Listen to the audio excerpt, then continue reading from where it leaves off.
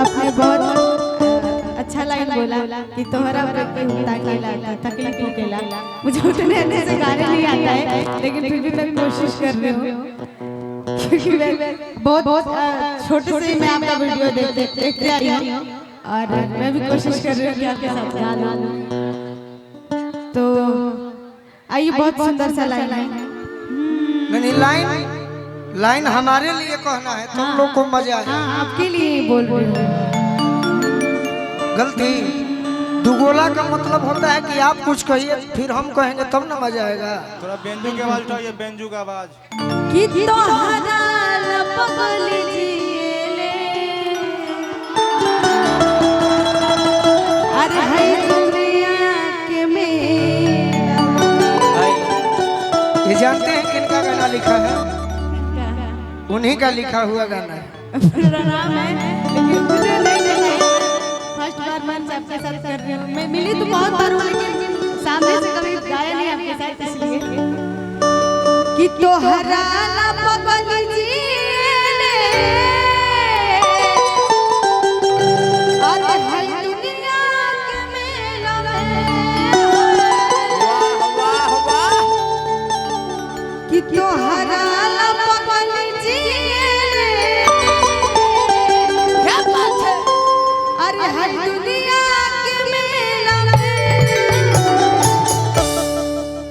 तोहरा लपक लीजिए, तोहरा लपक लीजिए।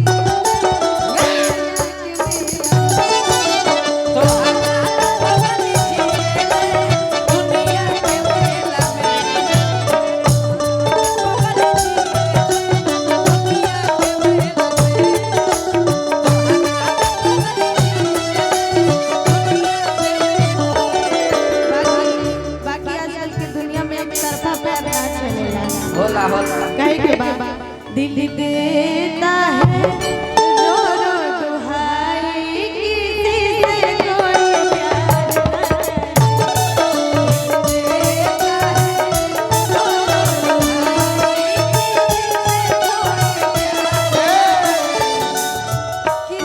तार बिया भइल बा कि ना? नहीं भइल।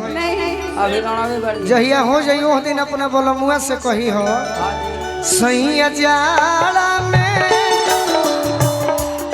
सैया जाड़ा में गवना करैती जइले खांगा में आईती। सैया जाड़ा में गवना करैती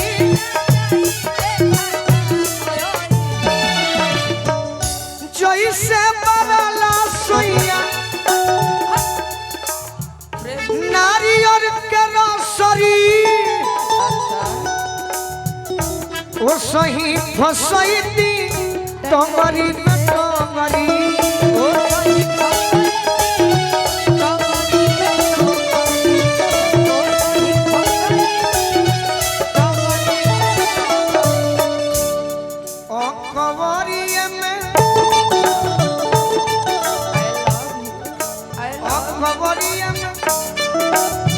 कवरिया में धोई के सुतैती न जाइले खाना में आईती।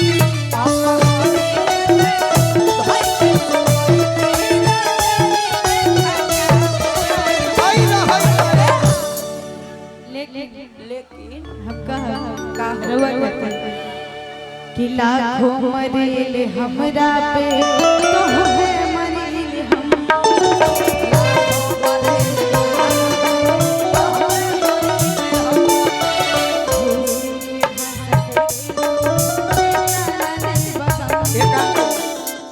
दो कर दीजिए, दो करिए। इनको गाने में दिक्कत हो रहा है। हाँ हाँ दो को दब गाओ, बढ़िया लगे। अरे किला खो मरेल तहरा पो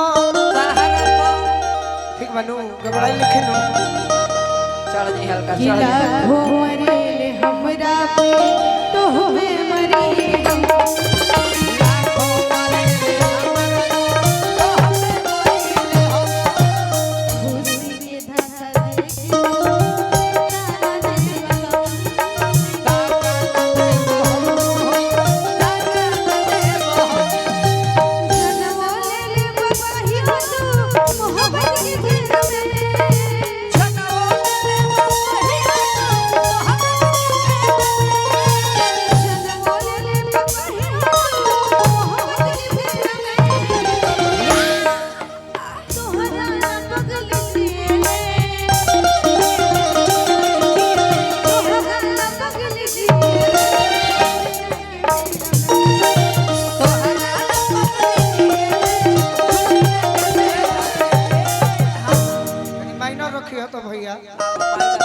अच्छा आप लोग से एक बात पूछें, पूछिए।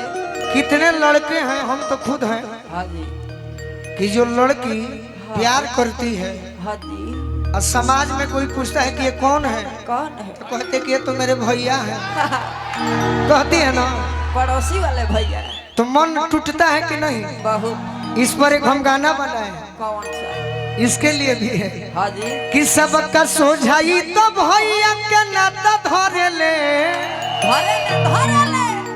सबका सोझाई तो भैया के नाता धरे ले,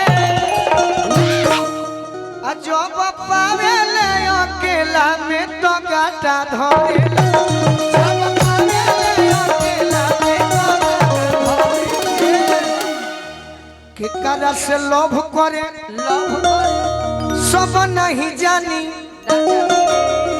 अही अपन डूबी पिए डूबिए के पिए डूबिए के पानी। अरे बेगूसराय को बदली कलकत्ता धरे ले, रातन दिल्ली कलकत्ता को मोटाटा धरे ले, जब पावे ले अकेला में तो गाटा धरे ले, जब पावे ले अकेला में तो गाटा धरे ले। और का कि देखला पर लागे, देखला पर बुझाता कि कितना सीधा भी है, कितना पलहवान बड़ी। देखला पर लागे कितना सुधिया हो बेचारी, और कहो सब खेल खेल ही अपकिया खिलाड़ी,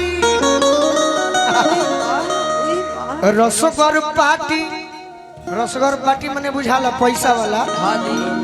रसगर पार्टी देखी अरे हरि जी के हाथ धरे ले, जब पावे ले अकेला में तो गाटा धरे ले, जब पावे ले अकेला में तो गाटा धरे ले। यदि तार बियाह हो जाए देखो पहले तो लागल ना कोई नहीं, हाँ जी। बाकी सपोर्ट करे के बा। हाँ हाँ। चलत रहे रोहित भैया, एगो भाई के फरमाइश रहे, मेहरारू को हतिया कोमल जस, कौन गलती कोई पहिला भेंट में, कौन गलती कोई पहिला भेंट में, राजा जी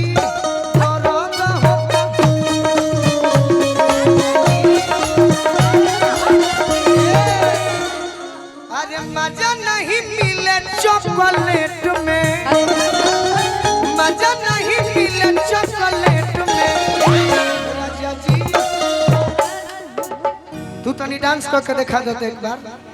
अरे महाराज, अरे डांस करबू तो दोबारा जेबू, तब का प्रोटीन झड़ जी थोड़ा। राजा जी दर्द होता पेट,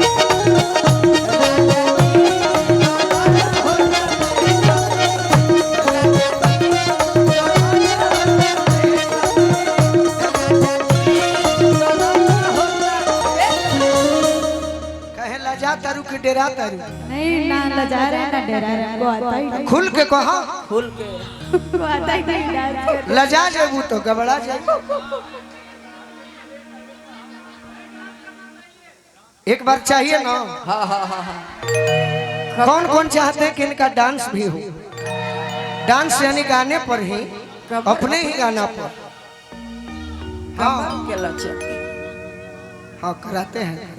जब मेरी शादी होगी तब ना, अभी तो आप मेरे सामने हैं तो मैं आपके लिए शादी हुई तब डांस करूँ। नहीं मैं बोल रही हूँ कि जब मेरी शादी होगी तब ये सब बात बोलूंगी ना, लेकिन अभी आप मेरे सामने हैं तो आपके लिए बोलूंगी ना कि छत चले ले उतान रख मोछिए पसंद, छत चले ले उतान रख मोछिए पसंद, सोचेला चला नहीं